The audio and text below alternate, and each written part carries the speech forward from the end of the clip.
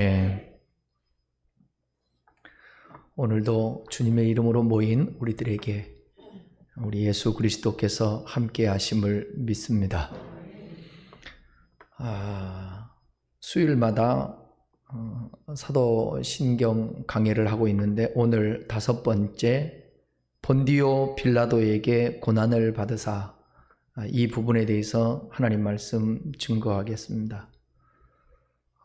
저는 사도신경을 예배 시간에 고백하고 주기도문을 예배 시간에 고백할 때 정말 진지하게, 그 부분도 예배에 하나님을 향한 고백이잖아요. 그래서 진지하게 해야 된다고 저는 생각하고 정말 힘을 다하여서 정성으로 사도신경과 주기도문을 합니다. 그런데 오늘 예배 가운데 많은 어떤 모임에서 예배를 하고 신앙고백, 사도신경을 하고 주기도문을 하면 누가 빨리 하나 시합하듯이 너무 가볍게 고백들 하는 것 같습니다. 사도신경 같은 경우는 성경의 전체의 내용을 축약한 내용이거든요. 그래서 이 사도신경대로만 우리가 믿는다고 한다면 그 믿음은 생명력 있는 살아있는 주님이 기뻐하는 믿음일 줄 믿습니다. 네, 계속해서 믿사오며가 나오잖아요. 우리가 진짜 믿음이 있는가? 우리 자신들이 고백하면서 늘 깊이 한번 생각해 봐야 합니다. 우리가 예수 믿는다고 할 때에 예수 그리스도의 하나님 되심과 그분의 하나님 아들 되심에 대한 지식은 기본적으로 전제하여 우리는 믿어야 합니다. 이유가 뭐냐? 귀신들도 그렇게 알고 믿기 때문입니다. 예수님의 사역 중 하루는 갈릴리 맞은편 거라사 지역에 가게 되었습니다. 그곳에 귀신이 들려 옷도 입지 않고요, 집에 거하지도 않고 무덤 사이에서 거기에 거하는 광인이 있었어요. 광인 속에 들어가 있던 귀신이 예수님께 한 말입니다. 누가복음 8장 28절에서 29절 한번 보겠습니다. 시작. 예수를 보고 부르짖으며 그 앞에 엎드려 큰 소리로 불러 이르되, 지극히 높으신 하나님의 아들 예수여, 당신이 나와 무슨 상관이 있나이까? 당신께 구하노니 나를 괴롭게 하지 마옵소서 하니, 이는 예수께서 이미 더러운 귀신을 명하사 그 사람에게서 나오라 하셨습니다. 그 귀신이 예수님을 보고 뭐라고 고백합니까? 지극히 높으신 하나님의 아들이라고 고백합니다. 이건 귀신이 괜히 한번 해본 말이 아니고요, 귀신은 예수님이 지극히 높으신 하나님의 아들이라는 걸 정확하게 알고 있었습니다. 그러니까 귀신도 하나님에 대해서 지식적으로 알아요. 예수님에 대해서. 그 예수님이 하나님의 아들인 거를. 야고보서 2장 19절 읽어보겠습니다. 같이 읽습니다. 야고보서 2장 19절 시작. 내가 하나님은 한 분이신 줄을 믿느냐? 잘하는도다. 귀신들도 믿고 떠느니라. 야고보는 귀신들도 하나님이 한 분이라는 것을 안다고 합니다. 뿐만 아니라 귀신들은 이러한 지식적인 믿음에 감정적인 믿음까지 있습니다. 야고보가 말하기를 귀신들이 하나님을 믿고 떤다라고 말하잖아요. 그러니까 떤다라는 것은 뭐예요? 감정적인 거예요. 그렇다면 이 귀신들은 하나님이 한 분이신 것도 믿고 예수님이 지극히 높으신 하나님의 아들이라는 것을 믿으며 그것으로 인해서 감정적으로 떨기도 한다는 것인데, 이만하면 여러분 마귀의 믿음이 훌륭하지 않습니까? 그러나 이 마귀를 향해서, 귀신을 향해서 하나님을 향한 진정한 믿음이 있다고 말하지는 않지 않잖아요. 귀신의 믿음은 존재를 믿는 믿음이지 하나님을 신뢰하거나 하나님을 인격적으로 경외하는 믿음이 아닙니다. 그러니까 우리도 예수를 믿는다고 하면서 일방적이고 자기중심적으로 믿는 지적 믿음만은 온전한 믿음이라 할 수 없다라는 거죠. 이 시대에 수많은 사람들이 귀신도 믿는 그 믿음도 없는 사람도 있고 귀신같이 믿는 그런 믿음이 있다라는 거예요. 이런 믿음은 주님이 원하는 믿음이 아닌 거예요. 지적으로 하나님인 것을 동의한다고요? 감정적으로도 하나님을 느낀다고요? 예, 그거 분명히 필요합니다. 그러나 여기서 한 발짝 우리는 더 나가야 돼요. 우리가 예수를 믿는다라는 것은 하나님이신 예수님께서 이 땅에 인간의 모습을 입고 내려오셔서 우리의 모든 죄를 대속하시는 제사를 단번에 십자가에서 대신 죽으시고 부활하셔서 우리를 죄에서 건져내셨다라는 것을 믿는 것입니다. 그리고 우리도 예수와 함께 죽고 예수와 살아난 것을 인정하는 거예요. 그래서 예수 죽음, 내 죽음, 예수 부활, 내 부활이 되는 겁니다. 또 예수는 우리의 주가 되셨어요. 주인이 되셨어요. 그리고 그분과 하나 된 것을 믿는 것입니다. 이것이 진정한 믿음이에요. 이 믿음 가운데 역사도 있는 것이고 이 믿음 때문에 내가 움직이게 되는 것이고 이 믿음 때문에 변화도 일어나게 되는 거예요. 그래서 이 믿음, 주님과의 이러한 관계의 믿음, 귀신이나 믿는 그런 지적이고 감정적인 믿음이 아니라 관계되어서 그분이 내 안에 내가 그분과 연합해서 함께할 때에 두려움도 순간적으로 밀려오지만 물리칠 수 있고 염려도 밀려오지만 그것도 장기간 나를 점령하지 못하고 물리칠 수 있다는 사실입니다. 아무리 어려운 상황이라 할지라도 극복해낼 수 있다는 거예요. 오늘은 그 이야기를 좀 해보겠어요. 하나님이신 예수님께서 본디오 빌라도에게 고난을 받으셨다고 그렇게 말하고 있는데 우리는 그렇게 사도신경을 고백을 합니다. 본디오 빌라도 그러는데 본디오는요 유대의 행정관 빌라도의 로마식 이름입니다. 그러니까 본디오 빌라도, 그러니까 빌라도를 그 본디오라고 빌라도의 로마식 이름이에요. 그러니까 이 사람은 로마인이었습니다. 오늘 본문을 잘 읽어보면 아시겠지만 본디오 빌라도는 예수님을 적극적으로 죽이려 했던 사람이 아닙니다. 빌라도는 예수님에게서 그 어떤 죄도 찾을 수가 없어서 예수님을 3번이나 놓아주려고 했습니다. 그런데 유대인들이 죽이라고 했던 거예요. 그렇다면 사도신경을 본디오 빌라도에게 고난을 받으사가 아니라 유대인들에게 고난을 받으사 혹은 온 세상에 고난을 받으사 이렇게 고쳐야 하지 않겠습니까? 저는 그 신앙 고백을 하면서도 성경을 아니까 사도신경을 하면서도 빌라도가 그렇게 잘못하고 나쁜 사람은 아니다. 예수님을 고의적으로 진짜 적극적으로 죽이려고 했던 사람이 아니다. 여기서 빌라도는 당시 이거 잘 들으셔야 돼요. 세상을 다스리고 있던 로마 황제의 대리인으로서 서 있는 사람으로서 이 세상 권세 잡은 자의 대표로 등장하고 있는 것입니다. 그러니까 본디오 빌라도는 세상 권세 잡은 자, 세상 권세를 잡은 자의 다른 이름일 뿐인 것입니다. 더 나아가서 이 빌라도는 세상 권세 잡은 자의 세력 전체를 가리키는 거예요. 그래서 라틴어에 보게 되면 이 사도신경에서 본디오 빌라도에게 고난을 받으사를 본디오 빌라도 아래서 이렇게 기록하고 있습니다. 그러니까 우리나라 번역에는 조금 문제가 있죠.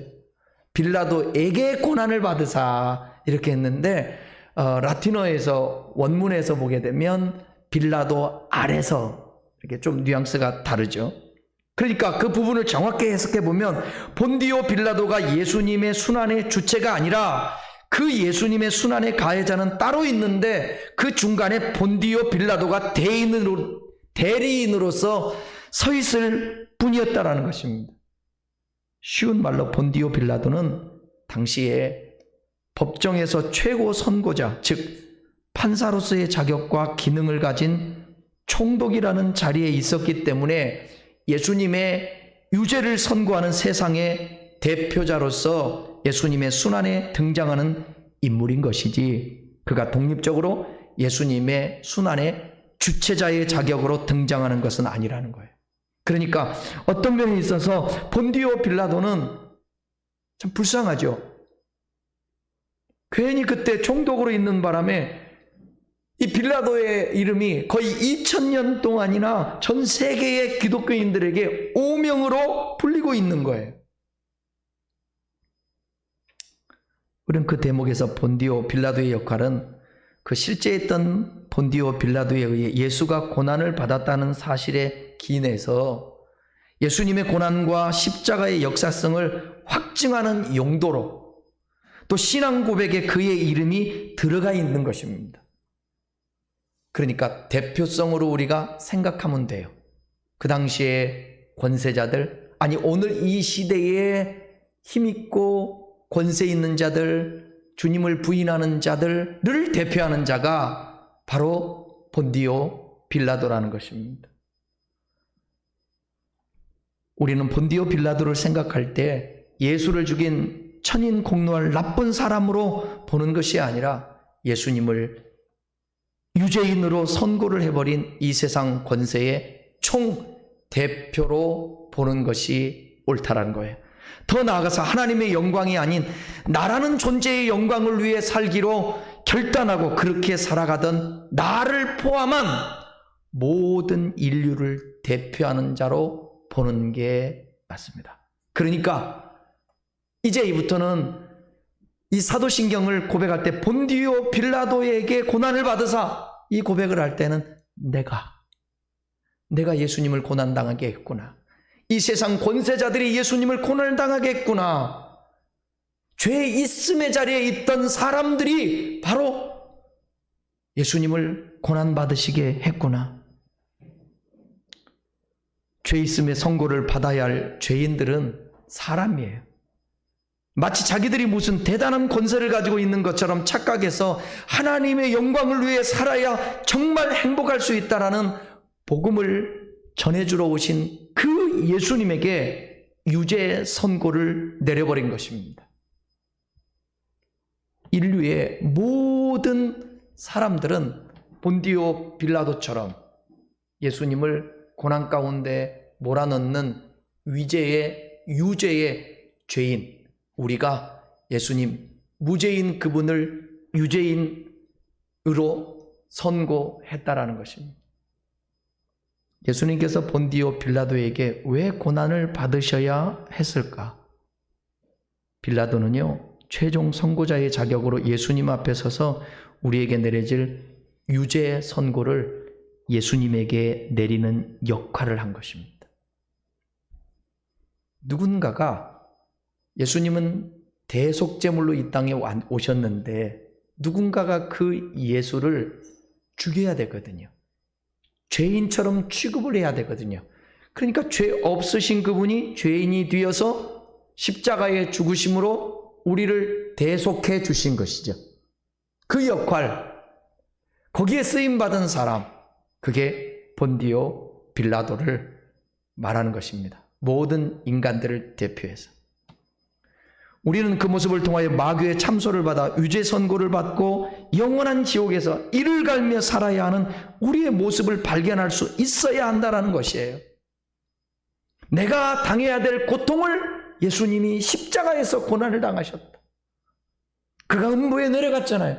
우리가 내려야 될 그 음부에 예수님께서 죄의 대가로 대신해서 음부에 내려가셨다가 3일 만에 부활했다라는 사실입니다. 아무튼 그렇게 예수님은 나면서부터 빌라도로 대표되는 그 세상 권세 잡은 자의 세력에 의해서 고난을 당하셨고, 십자가에 숨을 거두시는 순간까지 그 세상 권세 잡은 세력에 의해서 공격을 당하셨습니다. 그래서 예수님의 탄생과 죽음 사이에 그분의 생애가 단 한 줄로 본디오 빌라도에게 고난을 받으사로 기록하고 있는 것입니다. 그러니까 본디오 빌라도에게 고난을 받으사 고백할 때에 지금까지 말씀드렸던 것을 기억하면서 신앙 고백할 때에 우리 안에 예수님이 젖어드는 거예요. 왜 주님은 십자가만 지시면 되는데 나면서부터 죽는 순간까지 고난을 받다 가셔야 했는가?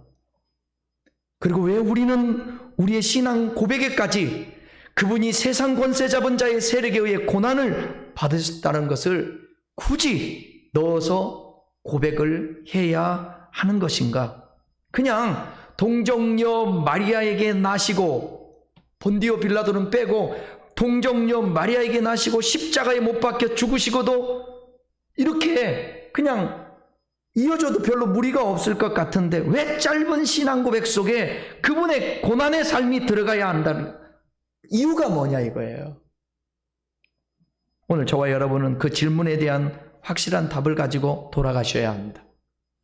그래야 본디오 빌라도에게 고난을 받으사라고 고백을 할 때 그 고백이 주문이 되지 않습니다. 기독교 신앙은 절대로 주문 신앙이 아닙니다. 하나님의 말씀이 내 마음을 찔러 쪼개게 나를 새롭게 하고 변화시키는 그 말씀이지 뭔가를 주문하는 게. 그래서 주여 주여 주여 주여 주여 주여 주여 주여 주여 주여 믿습니다 믿습니다 믿습니다. 기독교 신앙은 그 신앙이 아니에요. 바라봄의 법칙의 신앙이 아니에요. 막 바라보고 될 줄 믿습니다. 될 거야 될 거야 될 거야. 이 주문 신앙이 아니에요. 인격적인 그 주인과 관계 속에서 아 이분이 이런 분이시지, 아 그분이 나를 위해서 이 땅에 오셨지, 아 그분이 나를 위해서 십자가에서 고통당하며 죽기까지 하셨지, 아 나면서부터 그는 피신을 다니면서까지 어려서부터 고난 순환 당하셨지. 왜? 죄 없으신 그분이 우리 때문에. 예컨대요, 그러한 해답과 더불어 왜 성경은 우리 성도들도 예수님의 고난에 참여해야 한다고 하기도 하고 때로는 자기 십자가를 져야 한다 하기도 하며 날마다 죽어야 한다고도 이야기하고 있는 것인가에 대해서 정리해 두셔야 합니다. 예수 믿으면요 환상적이게 되는 게 아니에요. 예수 믿으면 만사가 오케이 되는 게 아니에요. 예수 믿는 순간부터 세상과 트러블이 생기기 시작해요. 예수를 믿는 순간부터 포기할 것들이 많이 생기기도 해요. 예수를 믿는 순간부터 세상과의 가치관이 다르기 때문에 이 세상에 악한 자들과 부대끼며 살아가야 될 운명이 되는 것입니다. 그래서 우리도 예수님이 나면서부터 죽는 십자가에 달리기까지의 그 고난을 당하셨던 것처럼 우리도 예수 믿고 거듭나고 삶에도 불구하고 때로는 이 세상과 다른 삶이기 때문에 고난 당할 수 있음을 이 고백을 통하여 우리 자신들도 알고 인정해야 된다라는 사실입니다.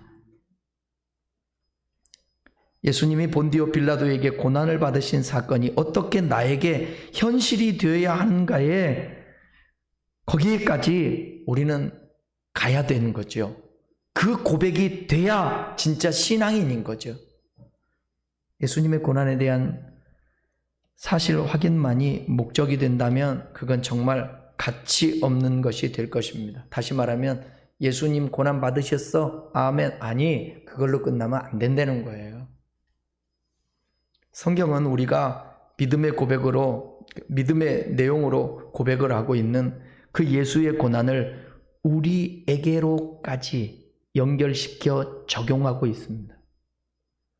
예수님께서도 수시로 제자들에게 너희가 세상에서 환난을 당할 것이다. 세상이 너희를 미워할 것이다. 세상이 이리처럼 너희를 공격할 것이다. 그렇게 말씀하고 있습니다. 그렇기 때문에 우리가 본디오 빌라도에게 고난을 받으사라고 신앙 고백을 할 때 그 속에 예수의 본을 쫓아 함께 그의 고난에 참여해야 하는 우리 성도의 고난의 필연성까지 들어가 있어야 한다라는 거예요. 왜냐하면 예수의 삶이 고난의 삶이었다라는 것이 확실한 사실인 만큼 우리에게 약속된 고난 또한 확실한 것이기 때문입니다. 목사로서 성도를 위로하고 성도들에게 용기를 주고 성도들에게 희망의 말을 해야 됩니다. 그런데 제가 성경을 보고 깨달은 것은 저는 희망신학에서부터 신앙을 시작했던 사람 아닙니까? 긍정적인 사고방식을 가져야 된다는 신앙으로 시작했던 사람 아닙니까? 기도도 많이 하고 믿습니다를 수도 없이 외쳤던 그런 사람이 아닙니까? 그런데 신앙은 요행도 없고요. 내가 알고 있고 내가 바라는 대로 되는 것이 아니라 성경대로 되는 것이고, 나에게 성경을 끌어와서 맞추는 것이 아니라 내가 성경으로 들어가서 하나님의 말씀에 맞춰져야 된다는 사실이에요. 그때부터 비로소 온전한 신자가 되고 갈등이 떠나가게 되고 고난과 시련과 환난이 있다 할지라도 그것을 이겨낼 수 있는 힘이 생기게 되는 것이고, 진정한 소망이 무엇인가를 알아서 그 소망에 붙들려 이 세상에서 비참하게 추하게 세상과 타협하며 살지 않을 수 있다는 거예요. 고난을 전제하지 않고서는 온전한 신앙으로 살 수가 없습니다.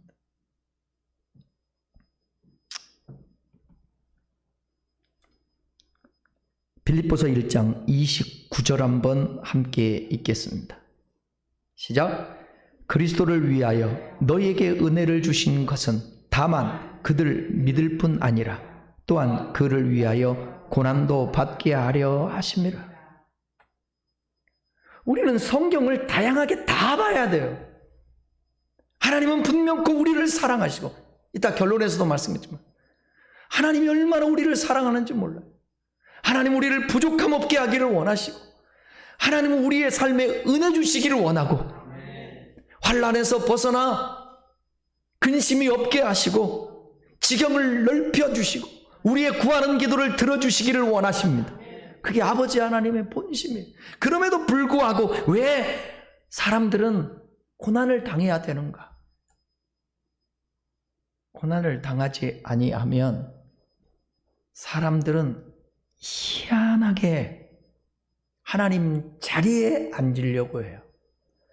인간의 한계를 깨닫지 못하는 사람은 언제나 하나님의 자리를 찬탈하려고 합니다. 그리고 교만합니다. 제가 살아보니까 이 세상에서 교만한 사람은 어떤 사람이 교만한 사람이냐? 고난을 안 당해본 사람들은 계속 교만하게 살아요. 그러나 진짜 정신적으로 고난당해보고 육체적으로 고난당해보고 우울증에도 빠져보고 공황장애도 빠져보고 불안장애도 빠져보고 어찌할 바 몰라서 이렇게 해도 안 되고 저렇게 해도 안 되고 그런 삶의 과정들을 겪어 나갈 때에 비로소 사람들은 겸손해지는 거예요. 그리고 한계에 부딪히는 거예요. 내가 있는 줄 아는데 있음의 자리에서 내가 살았구나. 잘못 살았네. 내 정신적으로 없음인데, 내가 육체적으로 없음인데, 내 환경적으로 없음인데. 여러분, 하나님이 사람을 지을 때 뭘로 만들었다고요? 흙으로 만들었어요. 흙은 없음입니다. 흙은 먼지입니다. 원문에 보면 먼지, 티끌, 심지어 쓰레기라는 뜻도 있어요. 그런 아무 없음의 존재에, 누구도 인정할 수 없는 없음의 흙과 같은 존재에 생기를 불어넣으니 생명이 된지라. 근데 그 생명을 불어넣음을 받은 사람들이 감히 교만해서 하나님의 자리를 찬탈하고 하나님을 거역하는 거예요. 근데 고난 가운데 거하게 되면 희한하게 사람이 다시 없음의 자리로 가요. 그래서 주님, 나 없음의 자리에 있습니다. 나는 없습니다. 주님이 있음으로 인정해 주셔야 합니다. 주님, 나에게 생기를 불어넣어 주세요. 나에게 말씀해 주세요. 말씀이 들어오게 해주세요. 하나님의 역사해 주세요. 지난 주일 제가 성령 충만해야 됩니다, 설교를 했습니다. 여러분 혹시 한 주일 동안, 3일 동안 살아가면서 누구한테 한마디라도 그렇게 들어보셨습니까? 성령 충만한데요? 들어보셨나요? 아, 성령 충만하네요. 들어보셨나요? 하나님의 말씀을 들으면 고민해야 합니다. 내가 성령이 충만해야 합니다, 설교를 했잖아요. 그러면 내가 그 성령을 의지해야 되지 않겠습니까? 내가 충만해야 되지 않겠습니까? 그게 없음의 자리에 성령이 부어지면 있음의 자리가 되는 거예요. 두렵고 떨리고 걱정되고 염려된 그 자리에, 없음의 자리에 하나님의 성령이 충만해지면 있음의 자리가 되는 거예요. 그래서 걱정을 이기고 근심을 이기고 지혜 없음을 이기고 사람이 변화가 되는 거예요. 그리고 어디를 가든지 하나님이 쓰실 수 있는 사람, 영향력 있는 사람이 되는 겁니다. 아멘이죠? 여러분은 성령이 역사하는 사람이 되면 누군가가 여러분 때문에 영향을 받아요. 저는 인생에 참된 행복이 뭐냐? 결론에서 말하겠지만 사랑을 주는 것, 사랑을 받는 것, 누군가에게 힘을 주는 것, 누군가에게 위로를 주는 것. 아멘. 이 조그마한 공간 같지만 이곳에 목사님들이 와요. 그래서 목사님들이 함께 서울에서도 찾아오고 선배님들도 찾아오고 친구도 찾아오면 함께 대화해요. 대화하고 갈 때 같이 나도 힘을 얻고 가는 사람도 힘을 얻고 가고, 이게 성령이 교통하고 역사하는, 없음의 자리에 있는 우리에게 있음의 자리로 이끌어주시는 그 주 예수 그리스도의 역사, 그것은 고난을 통하여서 없음을 인정하는 거예요. 하나님, 나 없습니다. 고난을 통해서. 이게 심령이 가난한 자가, 이게 의에 줄이고 목마른 자고, 이게 애통하는 자요. 천국이 저희 것이며 위로를 받을 것이요 땅을 기업으로 받을 것이요. 헤르만 바빙크라는 학자는 예수님의 순환을 크게 둘로 나누었습니다. 첫째는 소극적 고난. 소극적 순환인데 그건 다른 말로 얘기하면 수동적 순환이라고 부를 수 있어요. 그건 하나님께서 우리의 죄인들을, 그 죄를 대속하기 위해서 예수님께 지으신 십자가를 중심으로 한 대속의 순환을 말합니다. 두 번째, 적극적 순환, 능동적 순환입니다. 그건 뭐냐? 예수님께서 우리에 대한 지고한 사랑으로 우리가 마땅히 인간으로서 하나님께 드려야 하는 순종의 삶을 그분이 우리를 위하여 대신 드림으로써 우리에게 하나님의 은혜와 의와 영생을 얻게 해주시려고 순환을 당하신 것을 말하는 것입니다. 이렇게 예수님의 순환을 크게 둘로 나누면 수동적 순환과 적극적 순환으로 나눌 수 있는데, 그것을 다른 말로 십자가와 순종으로 표현을 해도 무방합니다.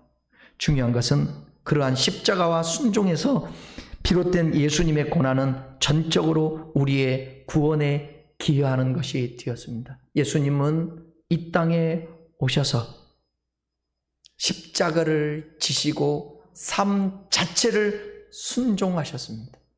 그것은 우리를 위해 대속해 주시고, 너희도 내가 순종한 것처럼 너희도 순종하는 자가 되라. 십자가와 순종을 생각해 보면 예수님의 십자가 또한 하나님의 뜻에 대한 순종에서 비롯된 것입니다. 예수님의 모든 순환의 삶은 순종에서 비롯된 것이라 단정지어 말해도 틀림이 없습니다.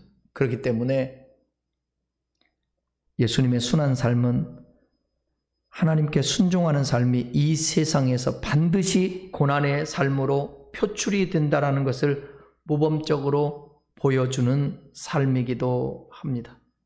십자가는요, 그 자체로 대단한 의미를 지닌 것이 아닙니다. 십자가는 당시에 율법에 나오는 하나님의 저주를 받은 자의 형벌이기 때문에 신명기에 나오죠. 이건 선택된 방법이지, 만일 율법의 단두대에 목이 잘린 자는 하나님의 저주를 받은 자라 그렇게 쓰였다면 예수님은 단두대에 아마 죽으셨을 것입니다. 그러니까 예수님이 어떠한 방법으로 죽으셨는 것이 중요한 것이 아니라 그 죽음이 어디에서 비롯된 것인가, 왜 죽어야만 했던가, 그게 중요한 거죠. 예수님은 하나님에 대한 죽기까지의 순종을 우리에게 보여주신 것입니다. 순종은요, 불순종의 회복을 말하는 거죠. 불순종하면 생각나는 사건이 있죠. 그건 뭐예요? 선악과 사건 아닙니까? 하나님께서 무지한 상태로 태어난 아담과 하와를 에덴 동산에 두시고 그 에덴에서 영원히 살 수 있는 조건을 하나 두셨습니다. 그게 뭐냐? 바로 선악과를 먹지 말라는 거예요. 그것은 피조물인 인간이 영원한 생명을 얻어 영생을 살기 위해서는 하나님의 말씀에 온전히 순종해야 한다는 것을 상징적으로 보여주고 있는 것입니다. 쉽게 말하면 인간은 하나님께 온전히 순종할 때야 비로소 행복에 이를 수 있다는 것을 말하고 있습니다. 그 상태를 의 상태라고 말합니다. 여러분, 주님 앞에 순종하는 것이 힘들지만 그것을 이기고 극복해내잖아요. 그러면 그렇게 기쁠 수가 없어요. 요즘 여러분, 정치인들이나 우리 주변에 보게 되면 성추행, 모 정당의 대표도 성추행 때문에 지금 난리잖아요. 우리가 살다 보게 되면 수많은 선악과들이 우리 앞에 있어서 그 선악과를 따먹어라 마귀는 유혹을 합니다. 불순종하라는 거예요. 근데 여러분, 우리가 어떤 시험과 유혹이 와도 이 속에서 일어나는 욕망들이 있잖아요. 그것이 정욕이 있을 수 있습니다. 근데 그 정욕대로 절제하지 못하고 하나님 말씀에 순종하지 못하고 그대로 써버리고 사용하게 되면 여러분, 한순간에 대선 주자가 하루아침에 감옥에 가고요. 예? 대선에 나오려고 했던 삼선의 시장이 하루아침에 이 세상에서 흔적 없이 사라져버리고요. 두 번째 도시 광역시의 그 시장이 한 방에 날아가요. 뭐 때문에? 그런 성추행들, 스캔들. 그 왜요? 이 속으로부터 일어나는 그 욕망을 절제하지 못해서 그런 거예요. 바로 첫 번째 사람 아담은 선악과를 따먹고 말았어요.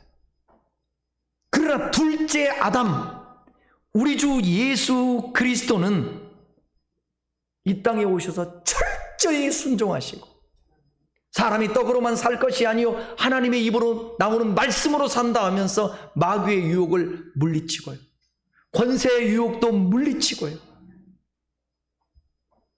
그리고 가장 힘든 십자가의 죽음, 그게 영광이란다, 하나님 말씀에 순종해서 십자가를 지신 거예요.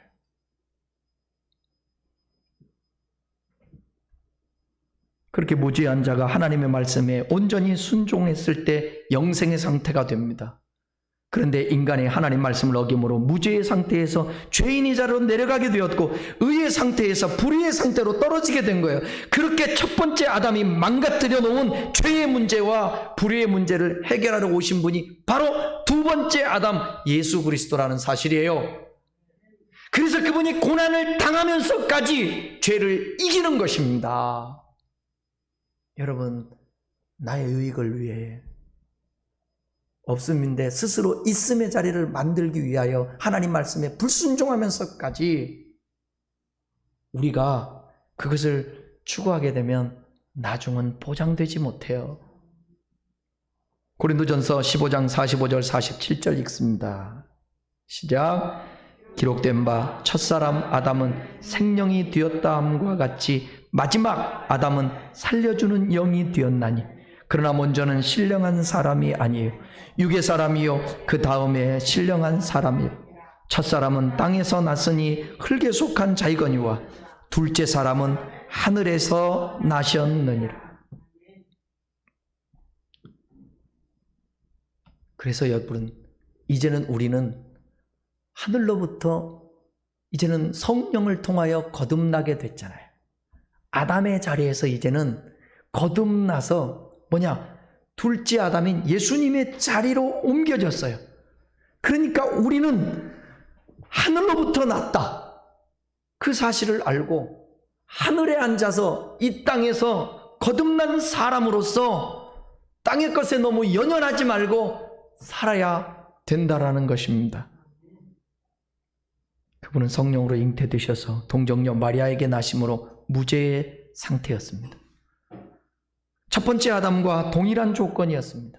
그리고 선악과를 먹지 말라는 하나님의 명령, 즉 하나님의 말씀에 철저히 순종하라는 하나님의 말씀에 완전한 순종을 보여주심으로 의의 문제를 완벽하게 해결해 주셨습니다. 고린도후서 5장 21절 시작. 하나님이 죄를 알지도 못하신 자로 우리를 대신하여 죄를 삼으신 것은 우리로 하여금 저희 안에서 하나님의 의가 되게 하려 하심이라. 대신, 대속. 왜 예수님이 고난을 당하셔야만 했는가 지금 말하고 있잖아요.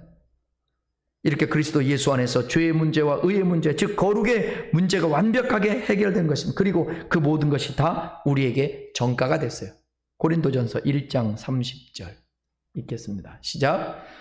너희는 하나님께로부터 나서 그리스도 예수 안에 있고 예수는 하나님께로 나와서 우리에게 지혜와 의로움과 거룩함과 구속함이 되셨으니. 아멘. 그래서 우리는 예수 그리스도의 공로로 거룩한 자가 되었고 의로운 자가 되었고 구속을 받은 자가 된 것입니다. 그렇다면 왜 그러한 순종의 삶이 꼭 고난으로 나타나야 하는가? 그건 다음 주에 이 부분하고 이어서 십자가에 못 박혀 죽으사 그 고난에 대해서 말씀드리겠습니다. 교우 여러분, 우리는 영혼 자체도 이미 죽었다고 그랬습니다. 죽은 자로 살아가는 거예요, 사람들이. 그런데 예수 그리스도, 그분이 이 땅에 오시고 그분이 우리를 다시 영생의 길을 열어놓아 주셔서 그분이 대신 오셔서 고난당하시고 죄값을 지불하심으로 말미암아 십자가에 죽으셨잖아요. 그럼 우리는 그 사실을 인정하고 지식적으로 감정적으로 받아들이며 내가 죽어야 될 그 죽음을 주님이 죽으셨구나 하면서 내가 아파하고요. 그렇다면 이제 주님이 나를 위해서 죽으시고 살려줬는데 그 다음은 어떻게 살 것인가? 그 다음은 예수님이 순종한 것처럼 우리도 살아야 한다. 그러다 보면 순종의 삶을 살다 보면 이 땅에서 많은 어려움과 예수님처럼 고난을 당할 수 있다. 그러나 그 고난을 통하여서 우리가 하나님 앞에 더 가까이 나아가게 되고 하나님의 말씀을 따라 순종하는 삶으로 인하여 영생 얻은 사람의 모습이 드러나게 되는 것입니다. 기도하겠습니다. 말씀